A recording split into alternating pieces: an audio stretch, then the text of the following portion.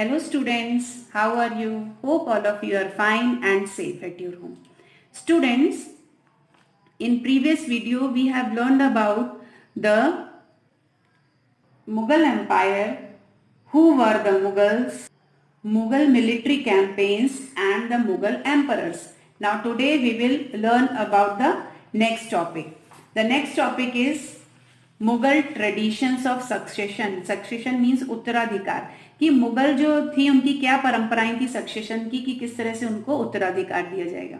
तो मुगल जो थे वो बिलीव नहीं करते थे इस विश्वास पे ज्येष्ठाधिकार, जिसे प्रिमोजेनिचर बोला जाता है. मीन्स जो बड़ा बेटा है उसमें उसको पिता के राज्य का उत्तराधिकारी माना जाता है. जबकि इसके अगेंस्ट में वो सहदायत का जो था ट्यूमरिड कस्टम था उसको फॉलो करते थे. वो क्या था कि उसमें बराबर से जो था उसमें सारे बच्चों को बराबर से अधिकार विभाजन दिया जाता था. जैसे अपन ने भी टेबल नंबर 1 में प्रीवियस वीडियो में पढ़ा कि किस तरह से जो मुगल जो राजकुमार थे वो विद्रोह करते थे और फिर वो अपना अधिकार अपने राज्य पर पाते थे. तो टेबल 1 को पढ़कर उन रिबिलियंस जो हुए हैं मुगल प्रिंसेस के बीच में, उससे क्या आपको क्या लगता है कौन सा इनहेरिटेंस ज्यादा बेटर है, प्रिमोजेनिचर और coparcenary? The next is Mughal relations with other rulers. Mughals के जो रिलेशन थे वो दूसरे शासकों के साथ कैसे थे?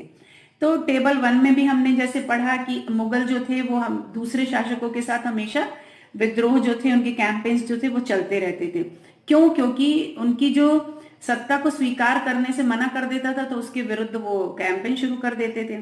तो जब मुगल्स जो थे वो बहुत ज्यादा शक्तिशाली हो गए थे, पावरफुल हो गए थे, तो उस समय में कई जो शासक थे उन्होंने अपनी मर्जी से उनको उनके एडमिनिस्ट्रेशन को स्वीकार कर लिया. तो राजपूत इसका एक अच्छा उदाहरण है, क्योंकि अनेक मुगल घरानों में वो क्या करते थे, अपनी बेटियों की शादी करके और जो हाई प्लेस रहता था उसको पोजीशन को रिसीव कर लेते थे. लेकिन बहुत सारे लोगों ने ऐसा नहीं किया. As you see in that table कि जो जहांगीर की माँ थी वो कछवाहा प्रिंसेस मतलब थी, राजकुमारी थी, जो अभी प्रेजेंट में जयपुर में है. मीन्स वो राजपूत शासक की बेटी थी. शाहजहां की भी जो माँ थी वो एक राठौर राजकुमारी थी, मड़वार की, जोधपुर की, जो कि जोधपुर में, तो वो भी एक राजपूत शासक की बेटी थी.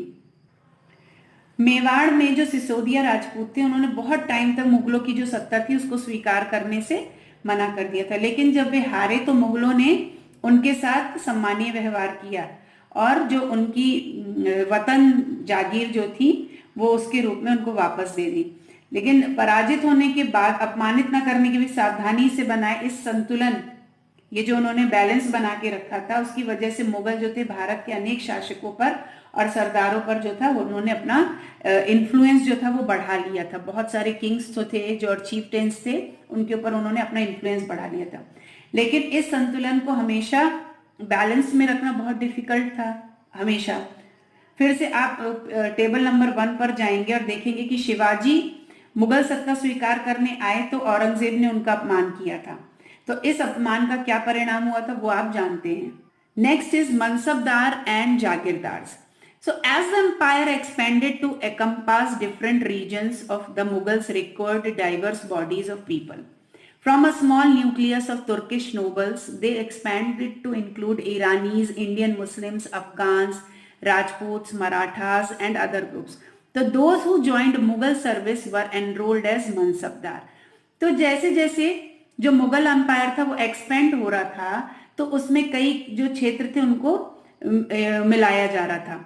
तो उसमें कई डाइवर्स जो बॉडीज थी वो थी, जो सामाजिक रूप समूह थे. तो उसमें उन्होंने शुरू किया तो सबसे पहले तो तुर्किश की थे आए. उसके बाद उन्होंने उसमें उसके साथ साथ ईरानियों को, इंडियंस को, जो इंडियन मुसलमान थे उनको, अफगान्स को, राजपूत, मराठों, सबको इंक्लूड करना शुरू किया.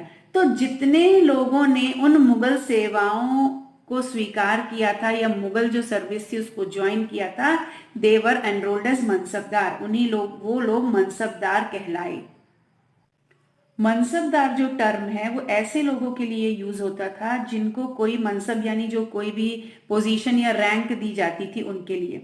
तो उसके लिए भी मुगलों ने एक ग्रेडिंग सिस्टम को यूज किया था. जो सबसे पहला था वो था रैंक, दूसरा था सैलरी, तीसरा था मिलिट्री रिस्पॉन्सिबिलिटी। तो रैंक और सैलरी से उसका जो था वो निर्धारण किया जाता था, जो डिटरमाइन करते थे उनकी न्यूमेरिकल वैल्यू, उसको जाट बोलते थे। तो जाट भी जिसका हायर होता था उसको ज्यादा, उसकी पोजीशन ज्यादा अच्छी होती थी और उसकी सैलरी भी उतनी ही ज्यादा होती थी। तो जो मनसबदार थे, तो जो जिनको रिस्पॉन्सिबिलिटी, मिलिट्री रिस्पॉन्सिबिलिटी दी जाती थी, तो उस समय पर उसी के अकॉर्डिंग उनको उतने घुड़सवार रखने पड़ते थे, क्लैवरी मैन जिनको बोलते हैं।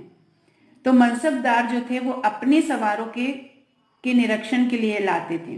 तो वो अपने सैनिकों के घोड़ों को रजिस्टर्ड करते थे, उनके हॉर्सों को ब्रांड दिया जाता था, ब्रांडेड करते थे और पैसे लेते थे, सैलरी के लिए उनको वेतन देता था, धन मिलता था। मनसबदारों को जो उनकी सैलरी मिलती थी वो रेवेन्यू जो असाइनमेंट्स होता था, जिसे जागीर कहते हैं, उसके रूप में वो पाते थे। तो जिसे इक्ता भी, जो इक्ता के समान थी लेकिन वो मुक्ति से अलग थी। इसमें जो ज्यादा मनसबदार थे वो एक्चुअली में एडमिनिस्ट्रेटर थे वो जागीर के। तो वो उनको राइट जो था वो अपने ही जो असाइनमेंट्स थे उनके द्वारा, जो उनके सर्वेंट्स के द्वारा जो कलेक्ट किया जाता था रेवेन्यू, उसी के रूप में वो ले सकते थे। अकबर के शासनकाल में इन जो रेवेन्यूज थे इनको बहुत केयरफुली असिस्ट किया जाता था कि किसी से भी जो मनसबदार है वो उसके, तो अकबर के टाइम पर इनको बहुत केयरफुली किया जाता था उसका आकलन कि जो रेवेन्यू था वो मनसबदार के वेतन के इक्वली आ सके। लेकिन औरंगजेब के टाइम पर पहुंचते पहुंचते जो कंडीशन थी वो बिल्कुल चेंज हो चुकी। अब जो रेवेन्यू मिलता था वो मनसबदार की जो सैलरी था उससे बहुत कम था। तो इसमें क्योंकि मनसबदारों की जो संख्या थी वो बढ़ गई थी, नंबर इंक्रीज हो गए थे, और जिसके कारण जो जागीर मिलने के पहले बहुत लंबे टाइम तक इंतजार करना पड़ता था।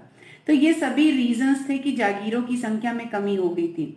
इसके अलावा जो जागीरदार थे वो जागीर रहने पर ये कोशिश करते थे कि वे कितना ज्यादा रेवेन्यू जो है वो वसूल कर लें।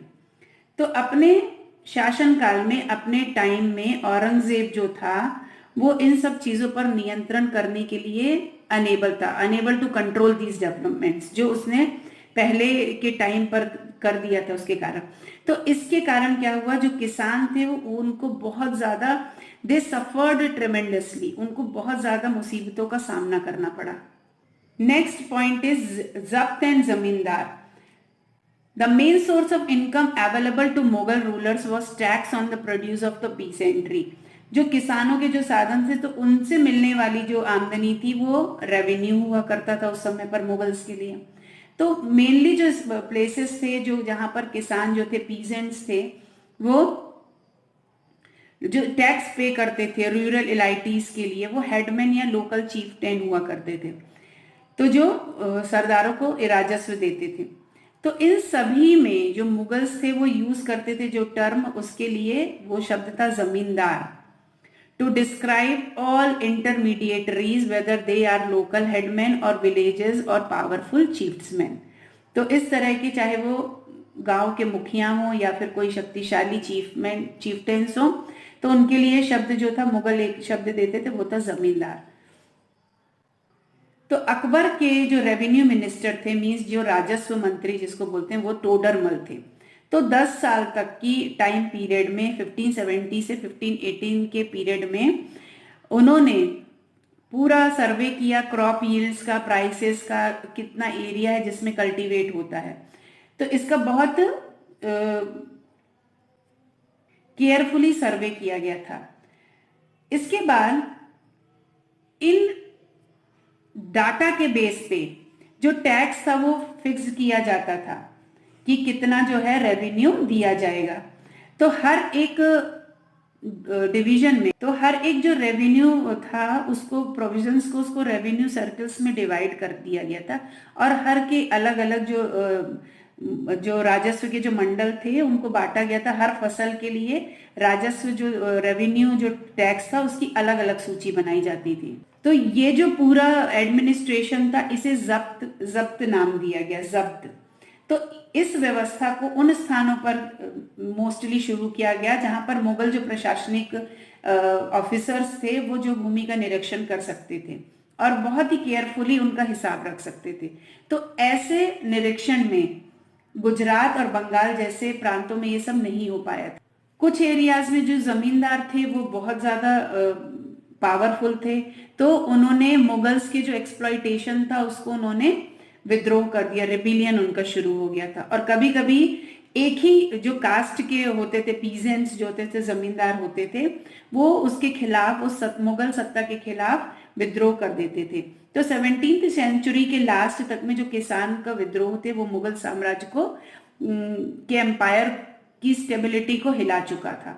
Now next closer look to Akbar's policy. Akbar की नीतियां जो क्या थी उसके बारे में एक क्लोजर लुक है। वो है कि जो एडमिनिस्ट्रेशन था उसका जो मेन फीचर था वो उसने अब्दुल फजल की अकबरनामा जो थी उस बुक में उसने उसको डिस्क्राइब किया है। विशेषकर आईने अकबरी में भी देखने को ये हमें मिलता है।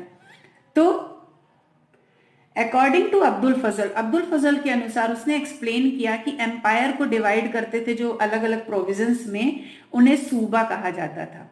और उन सूबों के जो प्रशासक होते थे, एडमिनिस्ट्रेटर होते थे, जो पार्टी होते, वो सूबेदार कहलाते थे। सो जो राजनीतिक और जो मिलिट्री थी दोनों प्रकार से बैलेंस करके उन कार्यों को कंप्लीट करते थे। They support there officers. Akbar के जो नोबल कमांडेंट थे तो उनके द्वारा जो वो एडमिनिस्ट्रेटर करते थे तो वो लार्ज अमाउंट जो था रेवेन्यू का वो उस पर खर्च करते थे। तो जब तक वो नोबल रहे उनका जो फंक्शन था एम्पायर का वो एफिशिएंटली चलता रहा। लेकिन 17th सेंचुरी के एंड तक में वो जो नोबल्स थे उन्होंने अपने खुद के स्वार्थ के लिए उनका जो नेटवर्क था वो खुद जो थी, उनकी लॉयल्टीज जो थी वो एम्पायर के प्रति कमजोर हो गई थी। Next point is the Mughal empire in the 17th century and after, कि 17th सेंचुरी में और उसके बाद जो थे मुगल साम्राज्य क्या हुआ। तो मुगल साम्राज्य के जो एडमिनिस्ट्रेटिव और मिलिट्री एफिशिएंसी थी वो उसकी वृद्धि का बहुत बड़ा कारण बनी, जो उसकी इकोनॉमिक और कमर्शियल प्रॉस्पेरिटी थी। तो इंटरनेशनल जो ट्रैवलर्स आते हैं वो उसको डिस्क्राइब करते हैं कि बहुत धनी देश बताया है। जो विदेश यात्री आए उन्होंने उसको बहुत धनी विदेश बताया, जैसे कि हम स्टोरीज में पढ़ते हैं। लेकिन इसके साथ साथ इसमें मिलने वाली जो इनइक्वालिटी है वो दिखाई देती है। तो डॉक्यूमेंट्स जो थे 20th सेंचुरी वाले जो देखने को मिलते हैं उसमें बताया गया कि शाहजहां के टाइम पर जो मनसबदार थे उनको जिनको हायर पोस्ट जो मिली हुई थी, हाईएस्ट रैंकिंग थी, तो उसमें से कुल 8000 में से 445 ही थे। और जो मनसबदार थे उनकी एक बहुत छोटी सी संख्या 5.6% जो थी वो राजस्व के अनुमानित जो 61.5% था, तो वो अपने सवारों के वेतन के रूप में वो दे देते थे सैलरीज को अपनी। मुगल्स के पास जो था वो बहुत ज्यादा वेल्थ और रिसोर्स था, तो उन्होंने उसको बहुत पावरफुल बना दिया था, जिसके कारण वे 17th सेंचुरी के लास्ट टाइम तक बहुत ज्यादा शक्तिशाली हो गए थे। जैसे मुगल सम्राट जो थे उनकी सत्ता डिक्लाइन होने लगी, वैसे वैसे विभिन्न क्षेत्रों के जो सम्राट थे वो अपने आप को उधर का शक्तिशाली रीजन का जो सर्वेंट्स थे वो अपने आप को पावरफुल सेंटर्स उसके बनाने लगे। तो इसमें कुछों ने तो अपने नए वंश को स्थापित किया, जैसे हैदराबाद, अवध जैसे क्षेत्रों में नियंत्रण जमा लिया। इसके बाद दिल्ली के मुगल सम्राटों को स्वामी के रूप में मान्यता दे रहे थे। लेकिन 18th सेंचुरी तक साम्राज्य के कई ऐसे रीजन्स थे जिसमें स्वतंत्र राजनीतिक पहचान वो अपनी बना चुके थे। तो इसके बारे में इसके आगे हम आगे के लेसन में पढ़ेंगे। So students, here you read this chapter and try to find all the definitions which given in that lessons, important points, and make notes on them.